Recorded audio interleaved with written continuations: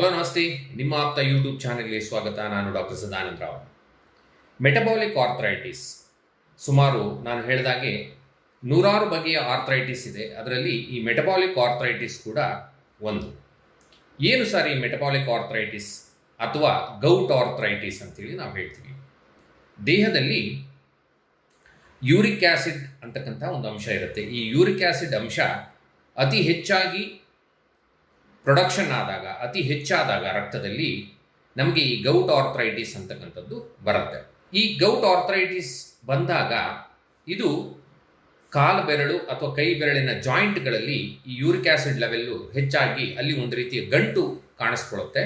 By mistake ಆಗಿ ಈ uric acid crystals ಏನು ಮಾಡುತ್ತೆ ಅಂತ ಹೇಳಿದ್ರೆ, ನಮ್ಮ ಬಿಳಿ ರಕ್ತ ಕಣಗಳು ಅಥವಾ WBCs ಅಂತ ಹೇಳ್ತೀವಿ, ಅವುಗಳನ್ನು ಕೆಲವು ಬಾರಿ ಅಟ್ಯಾಕ್ ಮಾಡುತ್ತೆ. ಈ ಅಟ್ಯಾಕ್ ಮಾಡಿದಾಗ ಆ ವ್ಯಕ್ತಿಗೆ ತುಂಬ ನೋವು ಅಂತಕ್ಕಂಥದ್ದು ಬರುತ್ತೆ. ಅಂದರೆ ಸುಮಾರು 24 ಗಂಟೆ ಅಥವಾ 2 ದಿವಸದಿಂದ 5 ದಿವಸದವರೆಗೂ ಕಂಟಿನ್ಯೂಸ್ ಆಗಿ ಈ ನೋವು ಅಂತಕ್ಕಂಥದ್ದು ಕಾಣಿಸ್ಕೊಳುತ್ತೆ. ಈ ನೋವು ಯಾವಾಗಲೂ ಕೂಡ ಇರೋದಿಲ್ಲ. ಯಾವಾಗ ಯೂರಿಕ್ ಆ್ಯಸಿಡ್ ಲೆವೆಲಲ್ಲಿ ವ್ಯತ್ಯಾಸ ಆಯಿತು ರಕ್ತದಲ್ಲಿ, ಆಗ ನಮಗೆ ಈ ಗೌಟ್ ಆರ್ಥರೈಟಿಸ್ ಅಂತಕ್ಕಂಥದ್ದು ಕಾಣಿಸ್ಕೊಳ್ಳುತ್ತೆ. ಸಾಮಾನ್ಯವಾಗಿ 3.5ರಿಂದ 7.2 ಮಿಲಿಗ್ರಾಮ್ ಪರ್ DL ಅಂತ ಹೇಳ್ತೀವಿ. ಅಷ್ಟರವರೆಗೆ ಇದ್ದರೆ ನಮಗೇನೂ ತೊಂದರೆ ಆಗೋದಿಲ್ಲ. ಅದಕ್ಕಿಂತ ಹೆಚ್ಚಾಗಿ ಯೂರಿಕ್ ಆ್ಯಸಿಡ್ ಲೆವೆಲ್ಲು ನಮ್ಮ ದೇಹದಲ್ಲಿ ಪ್ರೊಡಕ್ಷನ್ ಆದಾಗ ಈ ಗೌಟ್ ಆರ್ಥರೈಟಿಸ್ ಅಂತಕ್ಕಂತಹ ಒಂದು ಸಮಸ್ಯೆಯನ್ನು ವ್ಯಕ್ತಿ ಎದುರಿಸಬೇಕಾಗುತ್ತೆ. ಇದರಿಂದ ಸಾಮಾನ್ಯವಾಗಿ ಕಿಡ್ನಿಗೂ ಕೂಡ ತೊಂದರೆ ಆಗ್ತಕ್ಕಂತಹ ಚಾನ್ಸಸ್ ಇರುತ್ತೆ. ಈ ಗೌಟ್ ಆರ್ಥರೈಟಿಸ್ ಬಂದಾಗ ಏನು ಮಾಡಬೇಕು ಅಂತ ಕೇಳಿದ್ರೆ, ಸಾಮಾನ್ಯವಾಗಿ ಆ್ಯಂಟಿ ಇನ್ಫ್ಲಮೇಟರಿ ಡ್ರಗ್ಸ್ ಅಂತ ಹೇಳ್ತೀವಿ. ತುಂಬ ಜಾಸ್ತಿ ಆದಾಗ ಸ್ಟಿರಾಯ್ಡನ್ನು ಕೊಡಬೇಕಾಗುತ್ತೆ. ಅದಿಲ್ಲ ಅಂತ ಹೇಳಿದ್ರೆ ಐಸ್ ಪ್ಯಾಕನ್ನು ಇಟ್ಕೊಳ್ಬೇಕಾಗುತ್ತೆ. ಹಾಗೆ ರಾತ್ರಿ ಹೊತ್ತಲ್ಲಿ ಏನಾದರೂ ಸಡನ್ನಾಗಿ ನಮಗೆ ನೋವು ಪ್ರಾರಂಭ ಆಯಿತು ಅಂದರೆ ಕಾಲನ್ನು ಸ್ವಲ್ಪ ಹೈಟ್ ಇಟ್ಕೊಂಡು ಮಲಗಬೇಕಾಗುತ್ತೆ. ಇದಿಷ್ಟು ಬಿಟ್ಟರೆ ಸಾಮಾನ್ಯವಾಗಿ ಇದಕ್ಕೆ ಬೇರೆ ಯಾವುದೇ ರೀತಿಯ ಸೊಲ್ಯೂಷನ್ ಅಂತಕ್ಕಂಥದ್ದು ಇಲ್ಲ.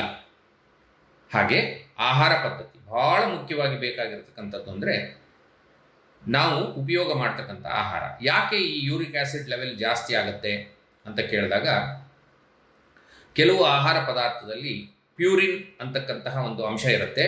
ಆ ಪ್ಯೂರಿನ್ ಹೆಚ್ಚಿರ್ತಕ್ಕಂಥ ಅಂಶಗಳನ್ನು, ಆಹಾರವನ್ನು ನಾವು ಉಪಯೋಗ ಮಾಡಿದರೆ ನಮಗೆ ಯೂರಿಕ್ ಆ್ಯಸಿಡ್ ಲೆವೆಲ್ಲು ಜಾಸ್ತಿ ಆಗುತ್ತೆ. ಉದಾಹರಣೆಗೆ ಆಲ್ಕೋಹಾಲ್ ಆಗಿರ್ಬೋದು, ರೆಡ್ ಮೀಟ್ ಆಗಿರ್ಬೋದು, ಅತಿಯಾದ ಸಿಗರೇಟ್ ಸೇದುವುದಾಗಿರ್ಬೋದು, ಅಥವಾ ಬೇರೆ ಕೆಲವು ಬ್ರೋಕಲಿ ಆಗಿರ್ಬೋದು, ಅಥವಾ ಡೈರಿ ಪ್ರಾಡಕ್ಟ್ಸ್ ಆಗಿರ್ಬೋದು, ಈ ಥರದ್ರಲ್ಲಿ ಫ್ರೋಝನ್ ಐಟಮ್ಸ್ ಆಗಿರ್ಬೋದು, ಇದರಲ್ಲಿ ಪ್ಯೂರಿನ್ ಅಂಶ ಜಾಸ್ತಿ ಇರೋದ್ರಿಂದ ಈ ಯೂರಿಕ್ ಆ್ಯಸಿಡ್ ಲೆವೆಲಲ್ಲಿ ವ್ಯತ್ಯಾಸ ಆಗಿ ಸಡನ್ ಆಗಿ ನಮಗೆ ನೋವು ಅಂತಕ್ಕಂಥದ್ದು ಕಾಣಿಸ್ಕೊಳುತ್ತೆ. ಈ ಥರದ ಆಹಾರವನ್ನು ಈ ಗೌಟ್ ಆರ್ಥರೈಟಿಸ್ ಅಥವಾ ಮೆಟಬಾಲಿಕ್ ಆರ್ಥರೈಟಿಸ್ ಸಮಸ್ಯೆ ಇರ್ತಕ್ಕಂಥವರು ಅದಕ್ಕೆ ಔಷಧಿ ಮಾತ್ರೆಗಳನ್ನು ತೆಗೆದುಕೊಳ್ಳೋದು, ಇದು ಒಂದು ಮಾರ್ಗ.